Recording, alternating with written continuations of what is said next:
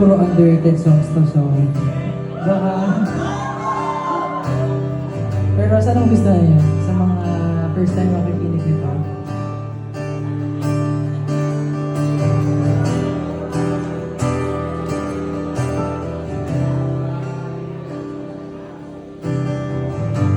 Lumipas na mga gabing nag-iisa.